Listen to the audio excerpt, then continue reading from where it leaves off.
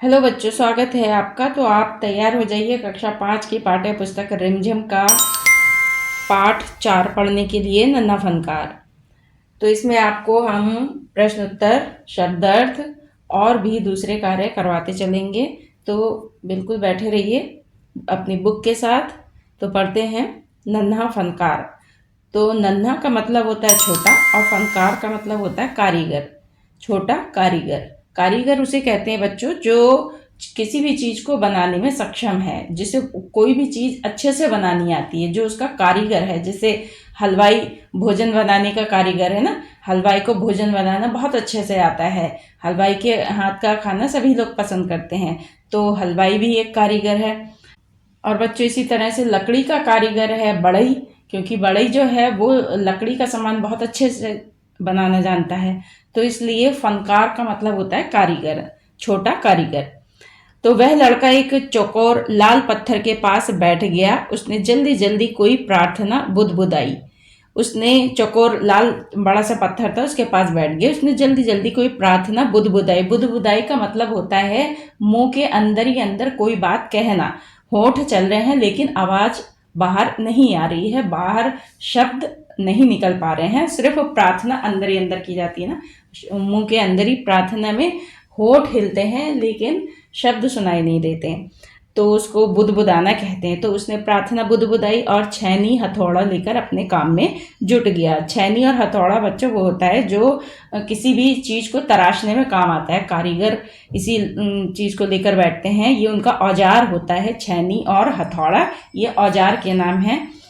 तो कुछ दिन पहले ही उसने उस पत्थर पर घंटियां की कतारें और कड़ियां उकेरना शुरू किया था। कुछ दिन पहले ही इस पत्थर पर घंटियां की कतारें यानी घंटियां बनाई गई थी, और कड़ियां, और उसके साथ कड़ियां भी बनाई गई थी। उकेरना मतलब किसी चीज को बनाना। तो पत्थर में उस घंटियों को और कड़ियों को ढाला जा रहा है, बनाया जा रहा है। लड़के ने एक अधबनी अधूरी घंटी पर छैनी की नोक टिकाई, एक और सावधानी पूर्वक हथौड़े से घंटी पर नक्काशी करने में जुट गया। जो लड़का था वो पत्थर पर नक्काशी करना बहुत अच्छे से जानता था। तो उसने अधूरी घंटी पर, जो घंटी उसने पहले कभी बनाई थी, उसी घंटी को आज वो पूरा कर रहा है। तो उसने छैनी की नोक उसी अधूरी घंटी पर टिकाई और उसे हथौड़े से उस घंटी पर नक्काशी करने में जुट गया, यानी कलाकारी करने में, मतलब नक्शा बनाने में जुट गया। हथौड़े के वार से पत्थर पर जो कटाव उभरता, उससे पत्थर की किरचें छितरा जाती।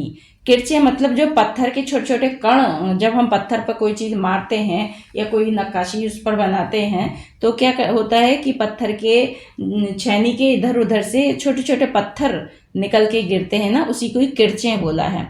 छितरा जाती, छितरा जाती मतलब फैल जाती। और आंखें सिकोड़ लेता।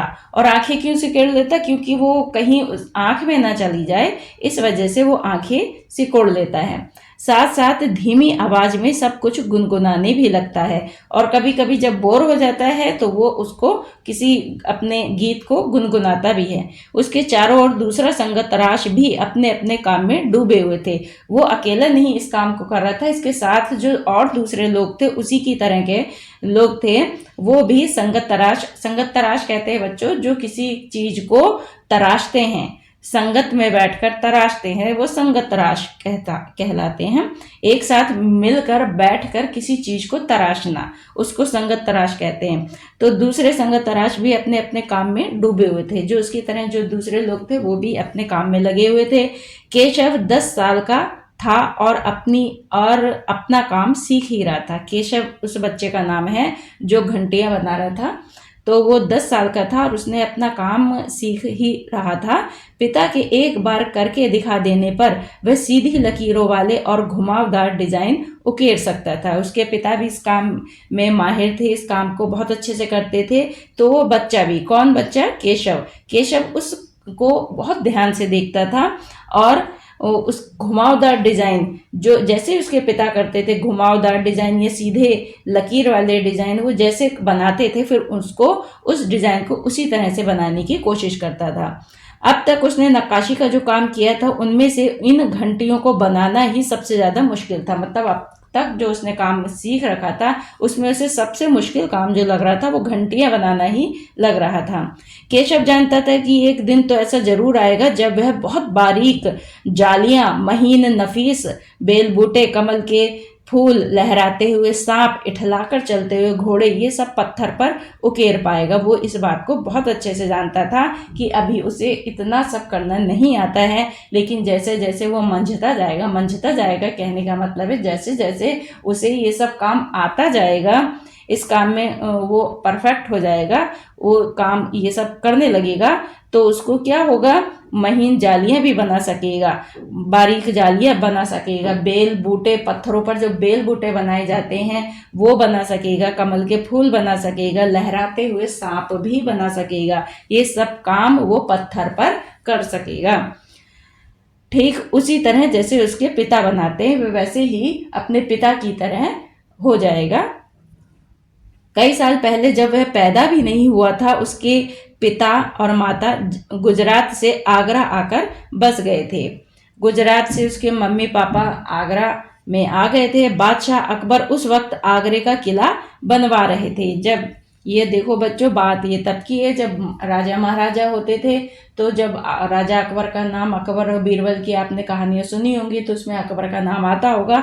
तो आपने ये सुना होगा कि अकबर एक राजा थे जो कि बीरबल और अकबर के आपने किस्से सुने होंगे। तो उसमें तो अकबर उस वक्त आगरे का किला बनवा रहे थे। केशव के पिता को यही काम मिल गया। केशव का जन्म भी आगरे में ही हुआ था। उसे गुजरात के पुश्तैनी गांव जाने का तो कभी मौका ही नहीं मिला। आगरे की गलियां और अब सीकरी, बस यही उसका घर था। मतलब जो उसके पिता थे वो पहले माता पिता गुजरात में रहते थे, लेकिन जब अकबर ने काम को शुरू करा, किला बनाने का काम शुरू किया, तो उसके पिता को काम मिल गया। कहाँ पे काम मिल गया? वहीं आगरा में काम मिल गया और वो आगरा में रहकर ही किला बनाने में लग गए थे। तो अब उसका जो अब पुश्तैनी गांव जाने का, तो उसे पुश्तैनी का मतलब होता है जहाँ पे दादाजी या दादाजी के पापा जी रहते थे। तो इस तरह के गांव को पुश्तैनी गांव कहते हैं, जहाँ हमारे दादा के दादा रहा करते हों, पुराना गांव। तो वहां जाने का तो उसको मौका ही नहीं मिलता। उसका पुराना गांव कहाँ था? गुजरात में था। तो अब वो काम की वजह से वो आगरे में ही रहते थे। चारों ओर हो रही छैनी हथौड़ों की ठक ठक खड़खड़ के बीच केशव को किसी के कदमों की आहट भी ना सुनाई पड़ी। जब बच्चों किसी काम में तल्लीन हो जाते हैं या किसी काम में लग जाते हैं ना, तो बहुत फिर इधर उधर की परवाह नहीं होती है। तो उसी तरह से वो बच्चा भी ऐसी था, वो अपने काम में लग जाता था तो इधर उधर नहीं, उसको आवाज़ कोई सुनाई पड़ती थी, इधर उधर की आवाज़ नहीं सुनाई पड़ती थी। तो इसमें एक तो दूसरी बात ये भी थी बच्चों की, उसमें जब वो पत्थर को तराशते थे तो छैनी और हथौड़ों की आवाज़ होती थी, तो उसमें बहुत आवाज़ होती है, ठक ठक खट खट पट पट के बहुत सारी आवाज़ें होती हैं। तो इस वजह से दूसरों आवाज़ें भी नहीं सुनाई पड़ती उस आवाज़ के आगे। इसलिए अचानक कानों में एक आवाज़ पड़ने पर वह चौंक गया। माशा अल्लाह, ये घंटियां कितनी सुंदर हैं, तुमने खुद बनाई हैं? पीछे मुड़कर केशव ने आंखें उठाई तो उसे एक आदमी दिखा। जब उन्होंने ये बोला कि माशाअल्लाह ये घंटियां तो बहुत सुंदर हैं, ये क्या तुमने खुद बनाई हैं? तो वो उसने पीछे मुड़कर देखा, तो आंखें उठा के देखा, मतलब तो उसने देखा कि एक आदमी खड़ा हुआ है। बेशक मैंने ही घंटियां बनाई हैं, क्या मैं आपको पत्थर पर नक्काशी करता हुआ नजर नहीं आ रहा? तो वो लड़का ऐसे बिल्कुल लापरवाही से बोला कि ये आपको दिखाई नहीं दे रहा है कि मैं नक्काशी यहाँ पे कर रहा हूँ? तो मैंने ही बनाई है ना, देखते नहीं मैं पत्थर को तराश रहा हूँ। केशव ने बड़ी तल्खी से जवाब दिया। तल्खी से मतलब बहुत बेरुखी से, बेरुखी मतलब कठोर स्वर में उसने ऐसा बोला। दिखता तो है, पर तुम इतने छोटे लगते हो ना। वह आदमी हंसते हुए बोला। तो वो जो बड़ा सा आदमी था वो बोला कि दिख तो रहा है कि तुम नक्काशी कर रहे हो, पर तुम इतने छोटे लगते हो ना, तो इसलिए मुझे यकीन नहीं हो रहा है कि ये सब काम तुमने किया है। तो उस लड़के ने कहा, मैं 10 साल का हूँ। 10? अच्छा। ये वह आदमी पास बड़े पत्थर पर बैठते हुए बोला, तब तो काफी बड़े हो तुम। मैंने भी 13 साल की उम्र में एक लड़ाई में हिस्सा लिया था। मैंने 13 साल की उम्र में एक लड़ाई करी थी। अब केशव उस आदमी को अच्छी तरह देख पा रहा था। अब वो उसका ध्यान जो था, उतना ध्यान उसका अपने काम पे तरफ नहीं था, उस आदमी की बातों की तरफ था, उस आदमी की तरफ था। तो उसने उसको उम्र रही होगी 30 के ऊपर। अब वो आदमी जो था वो केशव को ये बातें बता रहा है। तब तो तुम काफी बड़े हो, मैंने भी 13 साल की उम्र में एक लड़ाई में हिस्सा लिया था। अब केशव उस आदमी को अच्छी तरह देख पा रहा था। उसकी उम्र रही होगी 30 से ऊपर। कद मझोला, मझोला का मतलब है ना बहुत ऊंचा और ना बहुत कम। कद मतलब बीच का था, ठीक ठाक। वह सफेद अंगरखा और पाजामा पहने हुए थे। अंगरखा मतलब कुर्ता, सफेद कुर्ता जैसा, और पजामा पहने हुए थे। उसके बाल लंबे गहरे लाल रंग की पगड़ी में अच्छी तरह से ढके हुए थे। मतलब एक पगड़ी पहनी थी जो गहरे लाल रंग की थी और उसमें उनके बाल ढके हुए थे। लगता है कोई बहुत बड़ा आदमी है। केशव ने उस आदमी के गले में पड़ी मोतियों की माला और उंगलियों में अंगूठियों को देखते हुए सोचा। जब केशव ने बहुत अच्छे से उस आदमी को देखा ऊपर से नीचे तक, तो उसने ये सोच लिया, उसने ये मान लिया कि आदमी को भी बहुत बड़ा लगता है, कि उसकी गले में जो थी वो मोतियों की माला लगी हुई थी, मोतियों की माला पहने हुए थे और हाथ में अंगूठियां पहने हुए थे। तो उसने ये सोच लिया, उसने ये मान लिया, समझ लिया कि वो कोई बहुत बड़ा आदमी है। अंगूठियों को देखते ही सोचा, तीखी नाक, बड़ी बड़ी आंखें, होठों को ढकते हुए नीचे की तरफ आती घनी घनी मूछें। केशव उस आदमी के व्यक्तित्व का मुआयना कर ही रहा था। मुआयना का मतलब होता है देखना, ध्यान से देखना। कि तभी उस आदमी ने एक नक्काशी की तरफ इशारा करते हुए कहा, इस लड़ी में अभी काफी काम बाकी है। इससे पहले कि केशव कोई जवाब देता, उसने किसी के तेजी से दौड़कर आने की आवाज सुनी। यह कोई और नहीं, महल का पहरेदार था।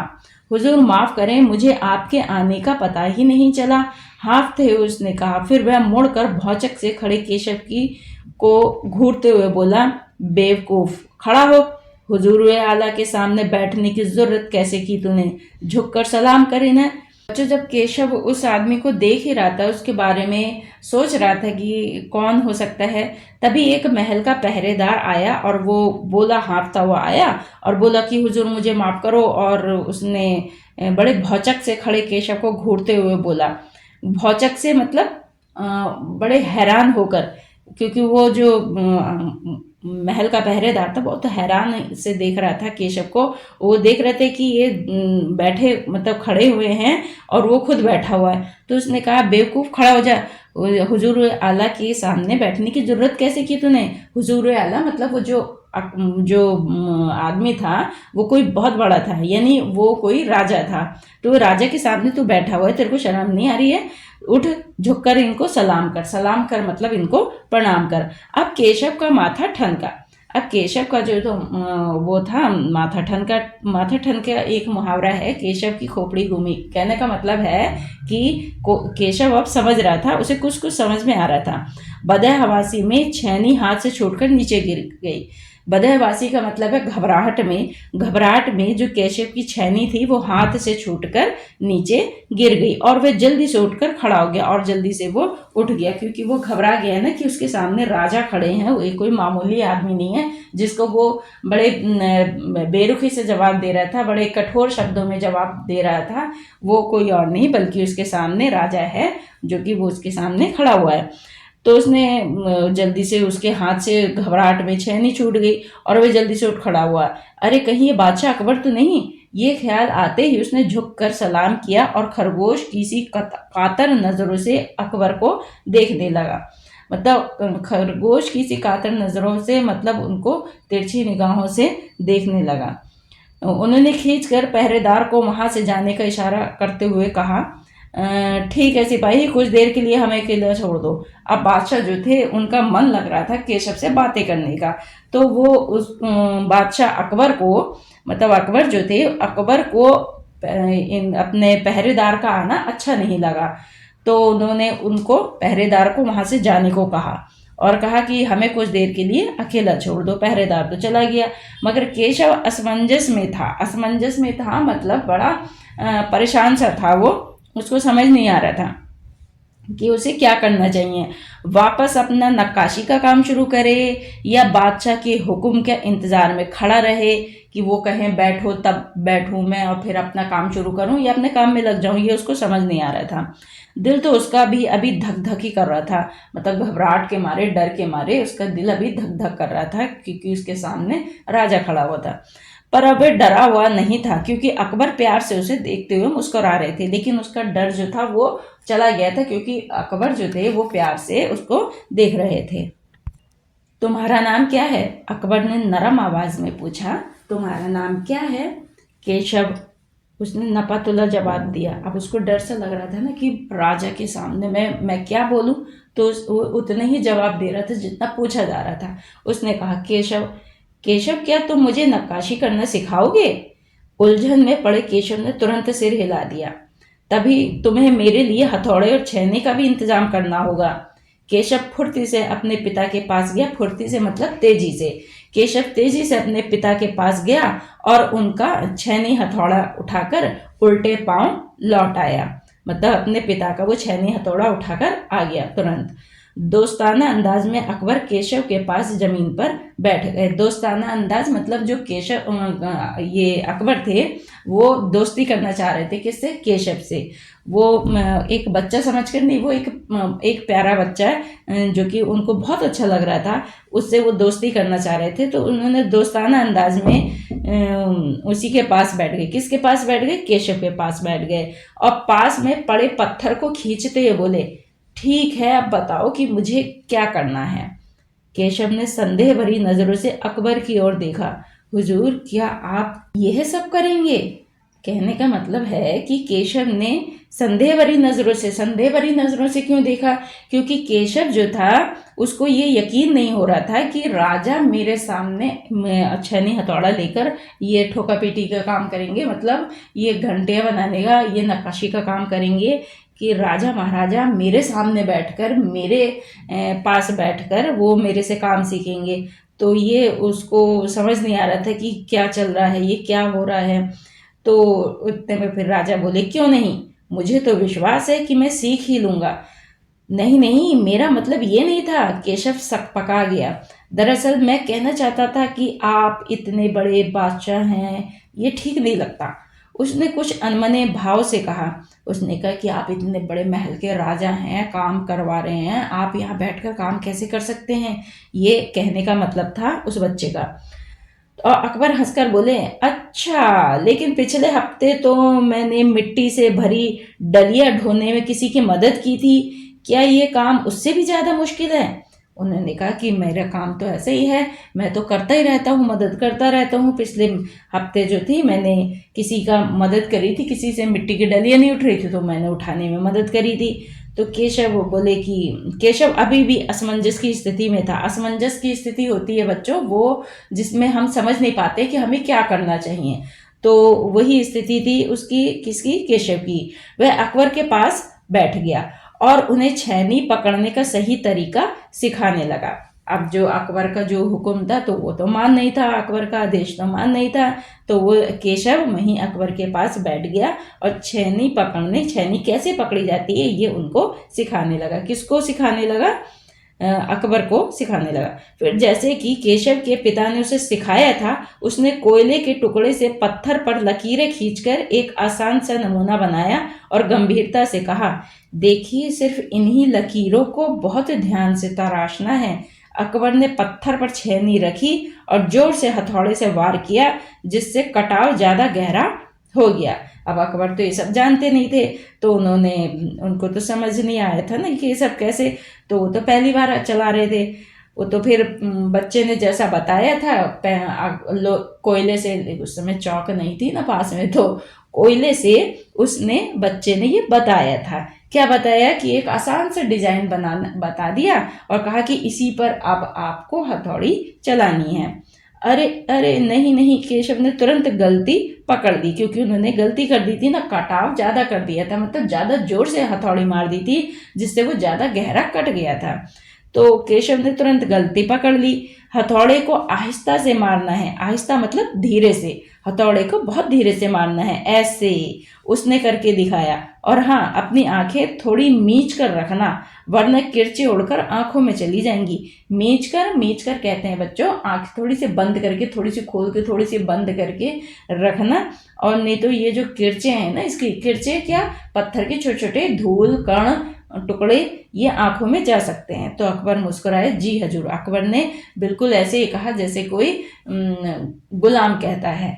तो उसने कहा, जी हुजूर। जवाब में केशव भी मुस्कुरा उठा। केशव क्यों मुस्कुराया? क्योंकि जो अकबर थे उन्होंने जी हुजूर बोल दिया था।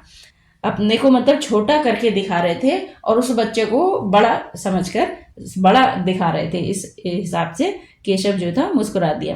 वह लगभग भूल ही गया था कि उसकी बगल में बैठा हुआ व्यक्ति हिंदुस्तान का बादशाह है। वो ये भूल गया था कि पूरे हिंदुस्तान का बादशाह है कौन? अकबर। एक अनाड़ी से वयस्क पर अपने काम की धाक जमाने में उसे मजा आ रहा था। एक अनाड़ी से वयस्क पर, अनाड़ी से वयस्क का मतलब है एक अनाड़ी उसे कहते हैं जिसे कोई काम नहीं, जिसे काम करना नहीं आता उसे अनाड़ी बोलते हैं। वयस्क का मतलब होता है बड़ा इंसान, बड़ा आदमी। तो एक जो बड़ा आदमी है जिसे काम करना नहीं आता, उस पर एक छोटा बच्चा धाक जमा रहा है, अपनी बात कहलवा रहा है, अपना बात मनवा रहा है। तो इस चीज को उसे मजा आ रहा था, क्योंकि बच्चे तो ऐसा अधिकतर होता नहीं है ना, बच्चों को लोग धाक जमाते हैं, बच्चों पे धाक जमाते हैं और कहते हैं कि इस काम को ऐसे करो वैसे करो, आदेश देते हैं। लेकिन यहाँ पर आदेश कौन दे रहा है? यहाँ पे उल्टा हो रहा है, यहाँ पर आदेश बच्चा दे रहा है। तो इस वजह से वो उसे बड़ा मजा आ रहा था कि मैं किसी बड़े पर धाक जमा रहा हूँ, आदेश दे रहा हूँ उसको। वह बड़े ध्यान से देख रहा था कि अकबर किस तरह लकीरों को उकेर रहे हैं, मतलब लकीरों को बना रहे हैं। बादशाह में जरा सी भी चूक हो जाने पर फौरन उसकी त्योरियां चढ़ जाती। अगर बादशाह अकबर से जरा से भी गलती हो जाती तो वो जो केशव जो था वो गुस्सा हो जाता। काम करते करते अकबर पूछ बैठते, केशव सही नहीं है क्या? और केशव सिर हिलाकर अपनी असहमति जता देता। जब वो केशव की ओर देखते और केशव का गुस्से वाला मुंह देखते तो वो बोल देते कि केशव क्या मुझसे कोई गलती हुई है क्या, ये सही नहीं हो रहा है? तो केशव बता देता कि ना, ये ठीक नहीं हुआ। अकबर इत्मीनान से बैठ गए। इत्मीनान मतलब तसल्ली से बैठ गए और केशव को काम करता हुआ देखने लगे। और फिर केशव को काम करता हुआ देखने लगे। अब केशव काम कर रहा है। अपने काम में खोए हुए उन दोनों को इस बात का एहसास नहीं हुआ कि आसपास मौजूद दूसरे संगतराश उन्हें बड़े बड़े कौतूहल से देख रहे हैं। उन्हें इस बात का एहसास ही नहीं हुआ, मतलब दोनों आपस में एक दूसरे की बातों में ऐसे उलझे हुए हैं कि आसपास का माहौल कैसा हो गया ये उस बात का उनको पता ही नहीं चला। जो दूसरे लोग थे वो ये सब वो तो जानते थे, जो बड़े लोग थे वो तो जानते थे कि यह बादशाह अकबर है। तो वो इस बात अपने काम को छोड़कर वो उन दोनों की बातों को सुन रहे थे, उनके दोनों के वो काम को देख रहे थे कि ये क्या चल रहा है उधर। ये बच्चे से वो क्या पूछ कर क्या ये घंटी बना रहे हैं और लकीर बना रहे हैं पत्थर पर। ये काम तो एक बादशाह तो करता नहीं है ना। बादशाह तो बहुत अमीर होता है, सेठ होता है, बादशाह तो बहुत बड़ा राजा होता है ना, तो वो ये काम कैसे कर सकता है? तो लेकिन यहाँ पर बादशाह अकबर कर रहे हैं, तो इससे जो है वो सब आसपास के लोग हैरान हैं। अकबर ने गौर किया कि केशव पत्थर पर बने नमूने को ही नहीं तराश रहा था, बल्कि अपनी तरफ से भी उनमें कुछ जोड़ रहा था, जिससे वे डिजाइन ज्यादा खूबसूरत लग रहे थे। लड़के के काम करने के अंदाज को देखकर अकबर ने धीमे से कहा, केशव देखना, एक दिन तुम बहुत बड़े फनकार बनोगे। हो सकता है कि एक दिन तुम मेरे कारखाने में काम करो। कारखाना? कैसा कारखाना? ये केशव बोल रहा है कि कारखाना, कैसा कारखाना? उसे समझ नहीं आ रहा था बातों का मतलब। बस एक बार ये महल तैयार हो जाए और लोग आगरा से आकर यहाँ रहने लगें, तब मैं कारखाने बनवाऊंगा। इन कारखानों में मेरी सल्तनत के सबसे बढ़िया फनकार और शिल्पकार काम करेंगे। अब बादशाह अकबर बोल रहे हैं, बता रहे हैं, उन्हें अपनी बात समझा रहे हैं केशव को कि मैं जब कारखाना, ये महल बन जाएगा, तब लोग यहाँ पर आकर जब रहने लगेंगे, तब मैं एक कारखाना बनाऊंगा। कारखाना कहते हैं बच्चों एक बहुत बड़ी फैक्ट्री। तो मैं एक बहुत बड़ी फैक्ट्री बनाऊंगा।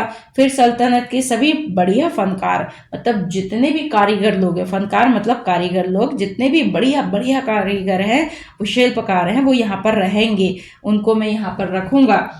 चित्र बनाने वाले कलाकार होंगे, गलीचों के बुनकर होंगे, संगतराश होंगे, पत्थर और लकड़ी पर नक्काशी करने वाले भी शिल्पकार होंगे। यहाँ पर सभी लोग काम करेंगे।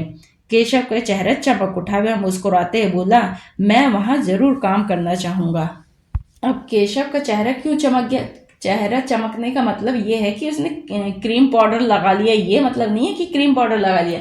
चेहरा चमकने का मतलब है कि वो खुशी से प्रसन्न हो गया, मतलब वो प्रसन्न हो गया, वो कि उसको अब यहाँ पर काम मिल जाएगा, इस बात को लेकर वो प्रसन्न हो गया। तो अकबर उठ खड़े हुए जाते हुए बड़े प्यार से केशव का कंधा थपथपाया और कहा, अच्छा बेटा, अपना काम जारी रखो। हुजूर, क्या आप दोबारा आएंगे? केशव ने बड़ी उत्सुकता से पूछा। तो मैं जरूर आऊंगा केशव। फिर तो पूरे दिन संग तराशों के बीच केशव की धूम मची रही है, मतलब सब लोगों ने देख लिया ना, संग तराशों ने, कि केशव से बादशाह अकबर ने बात करी है। तो अब तो केशव को सब वाहवाही करने लगे केशव की, उसको बड़ी शाबाशी देने लगे, तुमने बहुत बढ़िया काम करा, इतने बड़े राजा तुमसे बातें कर रहे थे। वह बार बार बादशाह से अपनी मुलाकात सबको सुनाता रहा कि आज तो बादशाह अकबर ने मेरे से बात करी। रात हो चली थी, केशव बहुत थका हुआ था, पर आंखों में नींद कहाँ, उसकी आंखों में नींद ही नहीं थी। वह धीरे से अपने पिता के बिस्तर में घुस गया। पिता ने मुस्कुराकर कहा, तुम तो अभी से इतने प्रसिद्ध हो गए हो, प्रसिद्ध मतलब मशहूर, तुम तो अभी से इतने प्रसिद्ध हो गए हो। बादशाह सलामत ने कहा है कि एक दिन मैं बहुत बड़ा कलाकार बनूंगा। अपने सिर को पिता की बाहों के सहारे टिका कर केशव धीरे से बोला, हमारे बादशाह बहुत ही नेक इंसान हैं। बिल्कुल सही, पिता ने कहा। अब जो बादशाह, अब पिता की और बेटे की बात हो रही है, तो पिता जो कह रहे हैं कि तू तो बहुत अभी से प्रसिद्ध हो गया इतना। तो अब बेटा बोल रहा है कि बादशाह सलामत ने कहा है, पहले ऐसे ही बोला जाता था ना, बादशाह सलामत बोला जाता था। तो बादशाह सलामत ने कहा कि एक दिन मैं बहुत बड़ा कलाकार बनूंगा, और वह फिर अपने पिता के पास ही लेट गया। हमारे बादशाह जो है बहुत नेक इंसान कहते हैं अच्छे इंसान, बहुत अच्छे इंसान है। तो पिता ने भी कहा, हाँ बेटा, सही बात कर रहे हो। कुछ सोचकर केशव ने पूछा, बाबा एक बात बताओ, बादशाह के पास अकबर में एक से बढ़कर एक खूबसूरत महल है ना, फिर भी सीकरी में ये शहर क्यों बनवा रहे हैं? वो सीकरी में ये शहर, मतलब ये जो है क्यों बनवा रहे हैं, ये शहर क्यों बनवा रहे हैं, सीकरी में क्यों बनवा रहे हैं इतना सब? तो पिता ने कुछ याद करते हुए बताना शुरू किया, हाँ बेटा, बादशाह का आगरा बहुत सुंदर शहर है, पर सीकरी में नया शहर बनवाने का भी एक खास कारण है। मैंने सुना है कि जब बादशाह अकबर की कोई संतान नहीं थी, उनकी कोई संतान नहीं थी, इस वजह से वे हर वक्त परेशान रहते थे। वे बहुत से साधु संतों और फकीरों के पास गए, भटकते भटकते बादशाह ख्वाजा सलीम चिश्ती के पास सीकरी गए। उन्होंने ही बादशाह को बताया कि उन्हें एक नहीं तीन तीन संतानें होंगी। किसने बताया ये? ख्वाजा सलीम चिश्ती ने। एक संत थे, उन्होंने ये बताया कि एक सूफी थे, संत थे, उन्होंने ये बताया था कि तुम्हारे एक संतान नहीं होगी, बल्कि तुम्हारी 3 संतानें होगी। शहजादा सलीम, मुराद और दनियाल, केशव के चहकते हुए कहा। तो केशव ने फिर आगे से जुड़ा, अच्छा अच्छा, शहजादा सलीम, मुराद और दनियाल वो इन्हीं की संतान है। तो बिल्कुल सही। तब बादशाह ने ख्वाजा सलीम चिश्ती के सम्मान में सीकरी में नगर बसाने का फैसला लिया था। अब आप लोग समझ गए होंगे, जो बच्चे नहीं जानते हैं वो आज जान गए होंगे कि शहर कैसे बसा था। तो तब बादशाह ने ख्वाजा सलीम चिश्ती के सम्मान में सीकरी में नगर बसाने का फैसला किया था। केशव ने कहा कि अच्छा, अब समझा, इसलिए बादशाह अकबर ने अपने बेटे का नाम सलीम रखा है। और हाँ, इसी कारण हम यहाँ एक नए शहर के लिए पत्थरों को तराश रहे हैं। ये जो हम काम कर रहे हैं पत्थर तराशने का, ये हम इसीलिए कर रहे हैं ताकि यहाँ पर एक नया शहर बन जाए। केशव उन्नींदी आवाज में बोला। उन्नींदी मतलब उसे अब नींद आने लगी थी, अब वो नींद में आने लगा था, तो वो नींद में ही बोला, पिताजी ने देखा कि उनका लाडला बेटा सो गया है। अब पिताजी ने देखा कि उनका लाडला बेटा सो गया है, और फिर ये कहानी यहीं पर खत्म हो जाती है। अब बच्चों आइए ये अभ्यास कार्य की तरफ बढ़ते हैं। माशाल्लाह ये घंटियाँ कितनी सुंदर है, तुमने खुद बनाई है। बादशाह अकबर ने ये बात किस लिए कही होगी?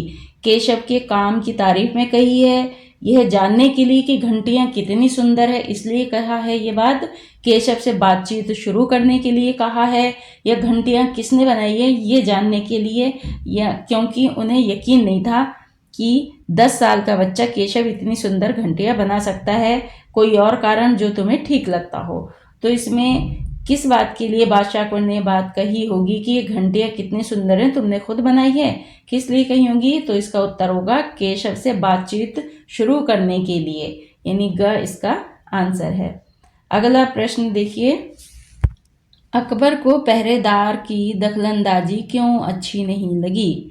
तो उत्तर होगा इसका कि बादशाह अकबर अपने को एक आम इंसान बनाकर केशव से बातें कर रहा था, लेकिन जब पहरेदार सामने आया तो इस बात में बाधा आने लगी। जब पहरेदार सामने आया तो उसकी बातचीत में बाधा आ गई थी, इसलिए पहरेदार को दखलंदाजी अकबर को पसंद नहीं आई। अगला क्वेश्चन है, लगता है कोई बहुत बड़ा आदमी है, यहाँ पर बड़े आदमी से केशव का क्या मतलब है? उत्तर होगा केशव का तात्पर्य, यहाँ बहुत बड़े और आदमी से केशव का तात्पर्य धनवान और प्रतिष्ठित व्यक्ति से है। उत्तर होगा बच्चों, अकबर जो थे वो एक बादशाह थे, उनको बादशाह को इस तरह के कार्य करने की आवश्यकता नहीं होती है। जब केशव जैसे मामूली मजदूर के आगे बैठकर पत्थर तराशने की इच्छा उन्होंने रखी तो उनको मतलब केशव को बड़ी हैरानी हुई, इसलिए उसका मन नहीं मान रहा था कि बादशाह उससे नक्काशी बनाना सीखेंगे, इसलिए उसने संदेह भरी नजरों से देखा है। बच्चों, लड़के ने जल्दी जल्दी कोई प्रार्थना बुदबुदाई। रेखांकित शब्द और नीचे लिखे शब्दों में क्या अंतर है? वाक्य बनाकर अंतर स्पष्ट करिए। तो फुसफुसाना, बड़बड़ाना और भुनभुनाना, इसमें बच्चों थोड़ा थोड़ा फर्क है। फुसफुसाना बच्चों, जब कोई बात हम धीमे स्वर में किसी से कहते हैं तब उस बात को फुसफुसाना बोलते हैं। धीमे स्वर से किसी से कोई बात कहना फुसफुसाना होता है। बड़बड़ाना कहता है मन ही मन कोई किसी बात को लेकर खुद से ही बात करना, खुद में ही बोलना, धीमे स्वर में बोलना बड़बड़ाना कहलाता है। और भुनभुनाना कहते हैं जब गुस्से में हम कोई बात खुद से ही करते हैं, खुद से ही बोलते हैं, धीमे स्वर में बोलते हैं, उसको भुनभुनाना कहते हैं। भुनभुनाना गुस्से में किया जाता है, बड़बड़ाना खुद से ही किया जाता है, खुद से ही बड़बड़ाते हैं, और फुसफुसाना हम दूसरों से करते हैं धीमे स्वर में। ये तीनों धीमे ही स्वर में बोलते हैं, इसमें थोड़ी सी आवाज बाहर आती है। तो बच्चों ये था आज का चैप्टर, फिर नेक्स्ट वीडियो में। जय भारत।